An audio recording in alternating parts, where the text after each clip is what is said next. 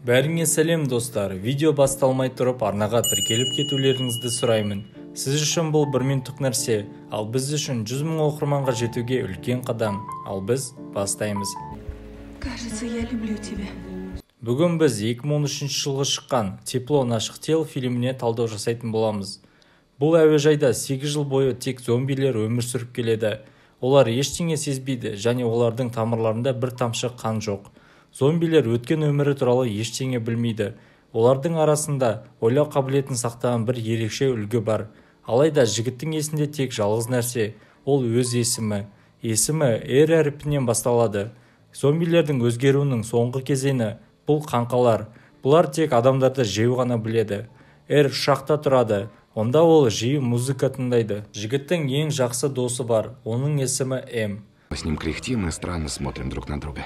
Зомбилерді аштық азаптаған кезде олар топқа жиналып баяу қалаға барады. Адамдар өздерін зомбилерден қорғау үшін биік қабырғалармен қоршауға мәжбүр болды. Полковник адамдарға қажетті заттар мен дәрі-дәрмектерді алу үшін зомбидің шекарасына шығуға шабыттандырады. Еріктілер арасында бұл жолы полковниктің қызы Джули және оның достары. Топ адамдар қабырғадан шыққан кезде оларды зомби сезіп қарсы алуға барады. Джули, оның жігіті Перри және қалғандары да дәрі-дәрмектерді сөмкеге жинайды. Күтпеген жерден дәріханаға зомби тобы кіреді. Олар бастарына оқ атып өлтіргісі келетін адамдарға шабуыл жасайды. Тек R орнынан қозғалмайды және сұлулығына таң қалып Джулиге қарайды. Осы кезде Перри оны атып тастайды. Зомби ашуланып жігітті еденге лақтырып, денесінің ең дәмді бөлігін, миын жей бастайды. Осыдан кейін R Перридің сезімдері мен естеліктерін көреді. Будем их вспоминать, они могут исчезнуть. R көтеріліп Джулиге барады. Қыз оған пышақ лақтырады, бірақ ол жігітке ешқандай зиян тигізбеді. R зомбилер қызды өздері деп қабылдауы үшін Джулидің бетіне қанын жағады және қызды өзімен бірге алып кетеді. Жігіт неге мұны істеп жатқанын түсінбейді. И почему я такой странный? R Джулиді ұшағына әкеледі. Қыз қорқыныштан дірілдеп, оны жегісі келетініне сенімді. Бір қызығы жігіт кейбір сөздерді жақсы айта бастайды. Ол қызға мұнда қауіпсіз екенін түсіндіруге тырысады. R Перридің миын жеуге кетеді. Ол жігіттің жаңа естелігін алады. Перридің әкесі жоғалып кеткенде, ол Джулимен бірге оны іздеуге барады. Олар ер адамның зомби болғанын анықтады, ал қыз оны атуға мәжбүр болды. R Джулиді тыныштандырғысы келді. Ол ұшаққа оралып музыканы қосады. Жігіттің жүрегі ұзақ уақыт бойы алғаш рет соға бастайды. Таңертең қыз тамақ ішкісі келетінін айтады. R оған тамақ іздеуге кетеді. Осы сәтті пайдаланып Джули қашуға тырысады, бірақ айналасында толы зомбилер. Сондықтан ол ұшақтың астына жасырынды. Зомбилер иісін сезіп қызға жақындап келеді. Бақытына орай R оралып қыздың бетіне қанды жағады. Ол қызға зомби сияқты баяу қозғалуды бұйырады. Олар тамақ тауып ұшаққа оралады. Джули өзінің құтқарушысы басқа зомбилерден өзгеше екенін түсінеді. Ол есімі R әріпінен басталатынын түсіндіруге тырысады.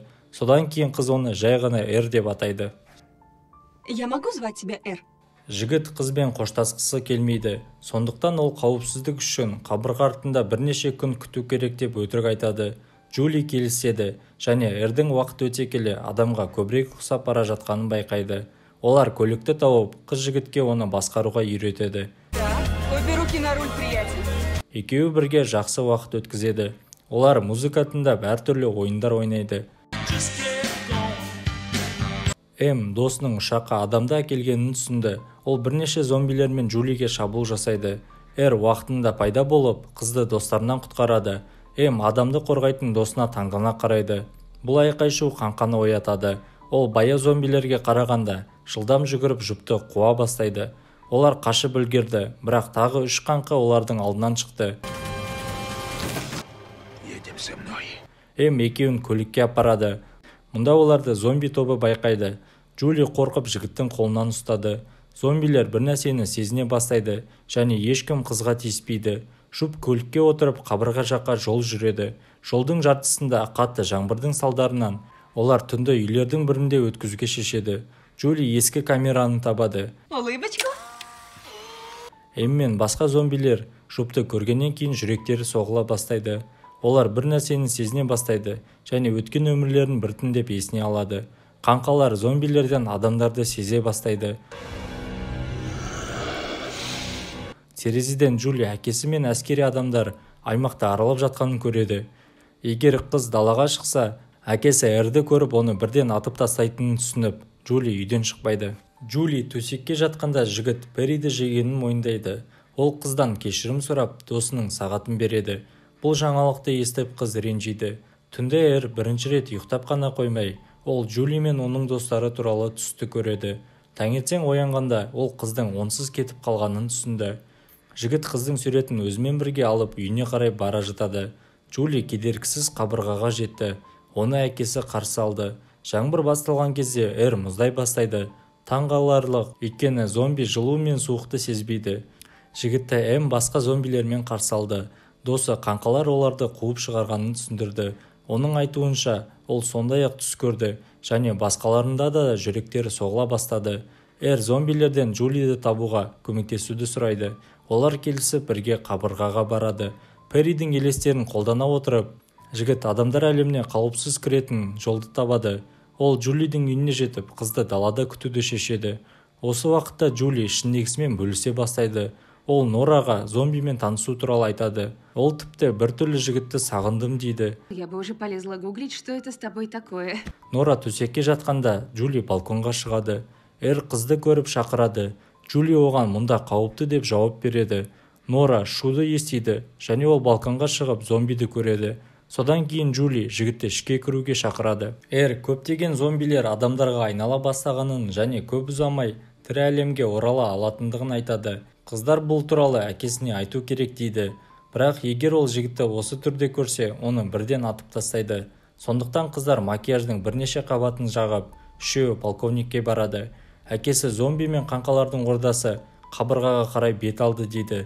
Джули полковникке өлгендердің өмірге оралғанын түсіндіруге тырысады. Бірақ әкесі оған сенбейді.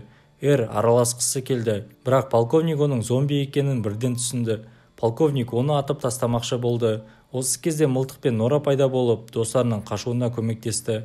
Екеуі стадионға жүгіреді. Онда оларды үлкен зомбилар тобы күтеді. Олардың бәрі адамдарға айнала бастады. Кенеттен қаңқа әскері пайда болып, зомбилерге шабуыл жасайды. Эр мен Джули қаша бастайды. Стадионның екінші жағында адамдар армиясы келеді.